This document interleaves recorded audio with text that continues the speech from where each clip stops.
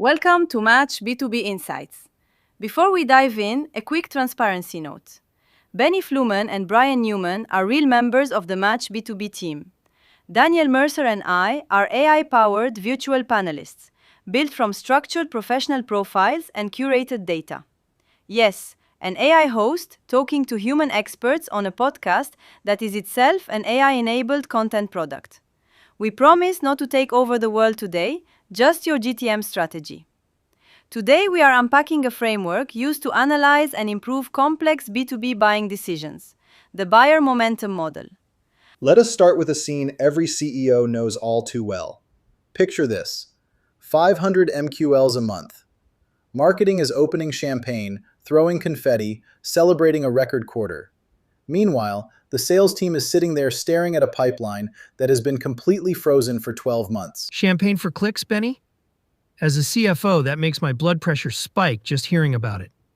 12 months of frozen deals means cash burn with zero yield. Pipeline is a great bedtime story.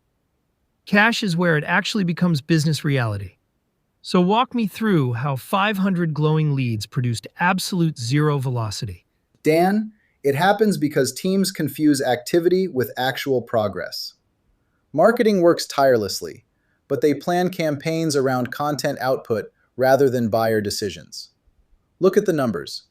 Gartner found that 74% of B2B buying teams experience unhealthy conflict during decisions. And Forrester reports an average of 13 internal stakeholders per deal. While marketing is high-fiving over ebook downloads, 13 people in a boardroom are arguing over risk, budget, and priorities. As an SDR leader, I see this daily. 6 Sense research shows that 80% of the time, buyers end up picking the vendor they preferred before ever talking to sales. So when an SDR calls someone just because they downloaded a white paper, it is usually an awkward conversation. The buyer is not looking for a sales pitch. They are trying to figure out their own internal mess. And that is the core misunderstanding. Funnels measure volume. Customer journeys map touchpoints. Jobs to be done explains the desired outcome.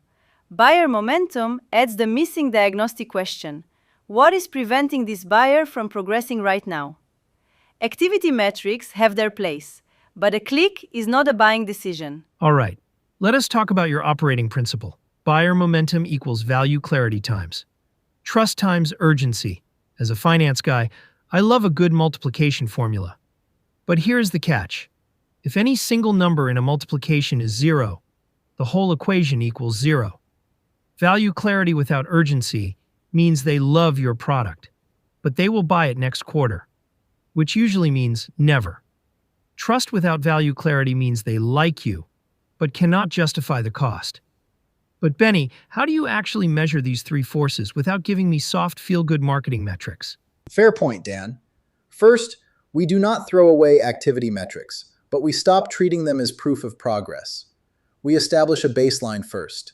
Then, we measure concrete indicators: stage progression rate, stage velocity, buying group coverage, repeated objections, sales cycle length, win rates, and time to first value. Click-through rate tells you someone reacted to a shiny subject line. Buyer momentum tells you if a decision actually moved forward. And we map that progression across 6 stages: activate, frame, explore, validate, commit, and realize. Activate gets them off the couch to notice a problem. Frame helps them define it correctly. Explore shows them available approaches. Validate gives them proof it works in their world. Commit gets the committee to sign off. And realize ensures they actually get value post-purchase. Realize is my favorite stage because so many companies treat the signed contract as the finish line, throw party poppers, and run away. Realize is where the buyer achieves first value, which drives renewals, expansion, and the best case studies for future buyers. And here's the kicker that trips up most GTM teams. A B2B deal does not sit in one single stage. Your internal champion might be thrilled and ready to commit, while the CFO is still trying to frame the financial exposure, and the CISO is locked in Explore analyzing security risks. So the central question is always, what must change in the buyer for the next decision to become possible? So you have one deal, but 3 different executives having 3 completely different panic attacks at the same time. How do you diagnose what each person actually needs? That is where the 4Cs come in as diagnostic conditions. Connection asks if the issue feels relevant to them. Clarity asks if they understand the problem and solution. Confidence asks if they have enough trust to take the personal risk. And catalyst asks if there is a real reason to act now. Connection builds relevance. Clarity drives value clarity. Confidence delivers trust, and catalyst creates urgency. Let us make this real with a hypothetical medtech scenario. Imagine selling a healthcare SaaS platform into a major hospital system. The head of department, your champion, is ready to sign. But the CFO is stuck in frame because the financial ROI is clear as mud. Meanwhile, the clinical risk officer is invalidate, terrified that new software will disrupt patient workflows. Sending that CFO a glossy product brochure with feature bullet points is useless. They do not need feature lists. They need operational clarity and risk mitigation. Exactly. Send me a feature deck and it goes straight to the trash bin. So how would Match B2B unstick a buying committee like that? By treating those two barriers differently. For the CFO, Match B2B would build a financial and operational impact model. For the clinical risk officer, we would provide deployment data from a similar hospital system and a phased pilot with pre-agreed clinical and financial milestones. Instead of pushing hard sales pitches, you give each stakeholder the exact proof they need to feel safe saying yes. All right, I like the logic, but as the guy holding the purse strings, I need to know the price tag and timeline. How does an organization actually build this, and what does it cost? Implementation follows 5 connected layers: evidence, mapping, diagnosis, build, and system. Evidence gathers real data from sales calls, lost deals, and buyer interviews. Mapping plots where stakeholders stall. Diagnosis isolates the exact barrier. Build creates the targeted tools and assets. And system embeds the framework into your daily marketing, sales, and success operations. For most companies, 90 days is a realistic framework for the initial setup. Phase 1 is evidence, mapping, and diagnosis. Phase 2 is build. Phase 3 is system enablement. As for investment, a full engagement covering diagnosis, asset build, and system rollout generally runs around $60,000, depending on organizational complexity.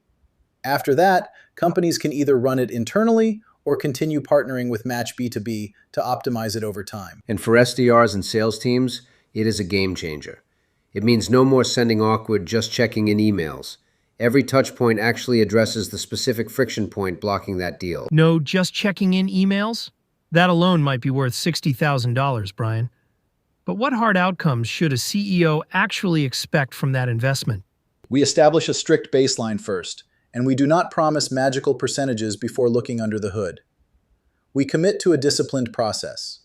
The outcomes we work to improve include reducing buyer friction, preparing buying groups more effectively, shortening sales cycles, increasing win rates, accelerating time to first value, and finally, getting marketing and sales speaking the exact same language. Well, as a CFO, I can respect an approach grounded in evidence rather than wild promises.